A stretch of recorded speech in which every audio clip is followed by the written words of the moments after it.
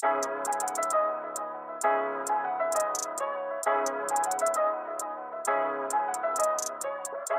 Hey guys, welcome to code ops. तो हमारा next question है best time to buy and sell stock second.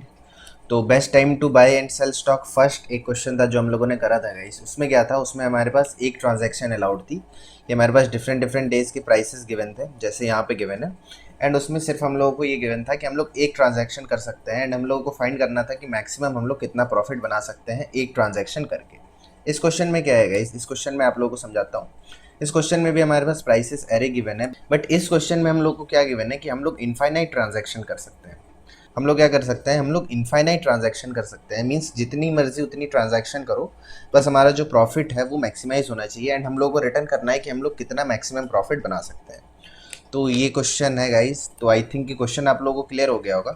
तो चलिए देखते हैं कि इसको हम लोग सॉल्व कैसे करेंगे। तो ये हमारे पास एग्जाम्पल है गाइस। तो ये डिफरेंट डिफरेंट डेज के प्राइसेस हम लोगों के पास गिवन है। तो 7, 1, 5, 3, यहाँ पे मैं इंडेक्सेस लिख देता हूँ। 0, 1, 2, 3, 4, 5, 6 एंड 7।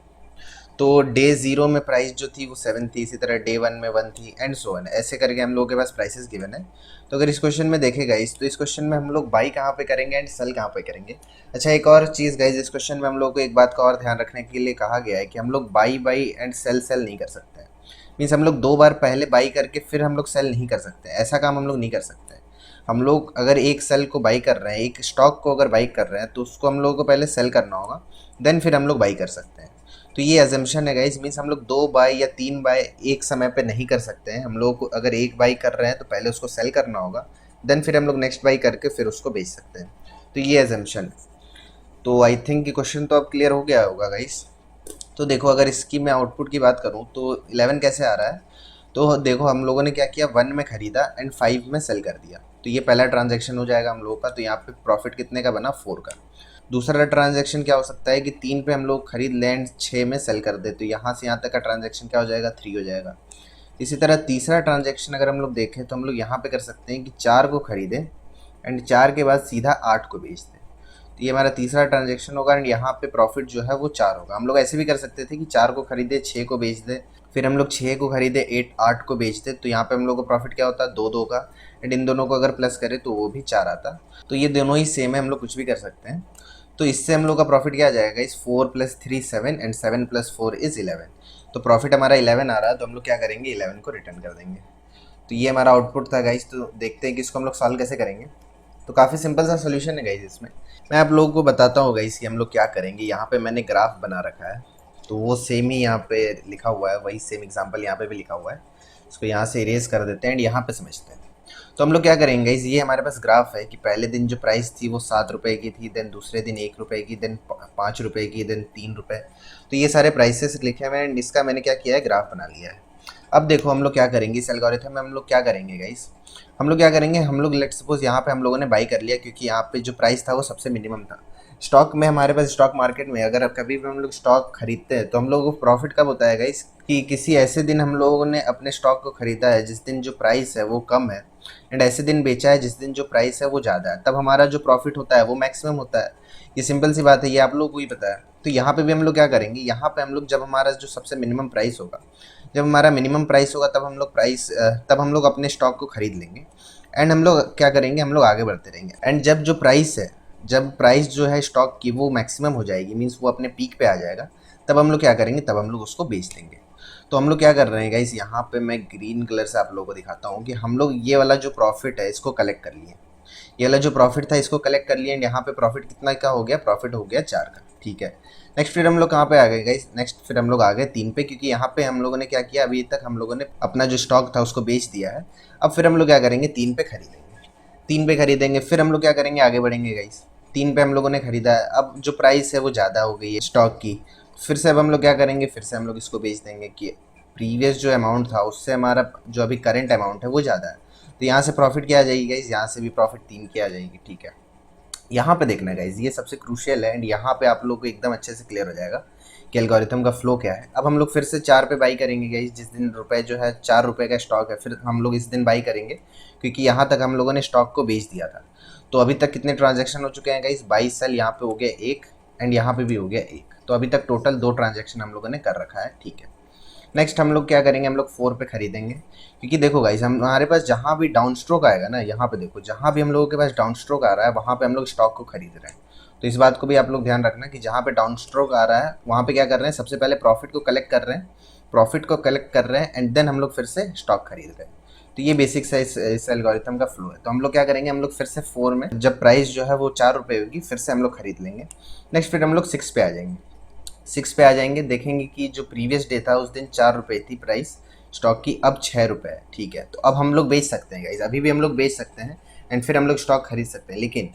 लेकिन फिर जब हम लोग आगे बढ़ेंगे तो हम लोग देखेंगे कि अभी और बढ़ रहा है, अभी जो प्राइस है स्टॉक की वो और बढ़ रही है। तो हम लोग चाहेंगे ना गाइस कि हमारा जो स्टॉक की प्राइस है वो और बढ़े ताकि हमारा जो प्रॉफिट है वो मैक्सिमम हो। तो इसलिए हम लोग क्या करेंगे, हम लोग ट्रैवर्स करते जाएंगे जब तक प्राइस जो है, इफ़ हम लोग चेक करते जाएंगे कि if a are are of i जो है वो अगर ग्रेटर देन इक्वल्स टू है a are are of i minus 1 के, अगर ऐसा है तब तक हम लोग आगे बढ़ते जाएंगे गाइस, हम लोग अपने सेलिंग डेट को प्लस प्लस करते जाएंगे।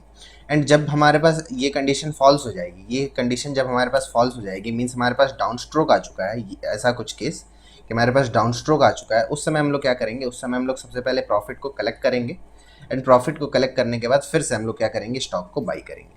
तो ये बेसिक सा फ्लो है गाइस। तो हम लोग कहाँ पे थे, हम लोग 4 पे थे एंड हम लोग कहाँ पे आ गए, हम लोग 8 पे आ गए, क्योंकि हमारा जो 8 है वो अपने प्रीवियस डे के प्राइस से ज़्यादा है। तो यहाँ पे अब हम लोग क्या करेंगे, फिर से बेच देंगे एंड हम लोग इस प्रॉफिट को कलेक्ट कर लेंगे, इस प्रॉफिट को कलेक्ट कर लेंगे। तो यहाँ का जो प्रॉफिट है, ये तो ट्रायंगल बन गया, यहाँ का जो प्रॉफिट है वो क्या हो जाएगा गाइस, वो हो जाएगा 4 रुपये का प्रॉफिट यहाँ पे हो जाएगा हम लोग को। तो 4 + 3 7 एंड 7 + 4 इज़ 11, तो टोटल प्रॉफिट जो है वो 11 हो जाएगा एंड यहाँ से हम लोग सिंपली उसको रिटर्न कर देंगे। तो ये इसका कंप्लीट डिस्कशन था गाइस एंड आई होप कि आप लोगों को क्लियर हो गया होगा। तो यहाँ पे मैं एक बार समअप कर देता हूँ, कि हम लोग करने क्या वाले हैं। तो हम लोग क्या करेंगे, हम लोग 2 वेरिएबल ले लेंगे गाइस, एक सेलिंग डेट, तो एक सेलिंग डेट ले लेंगे हम लोग एंड एक बाइंग डेट ले लेंगे।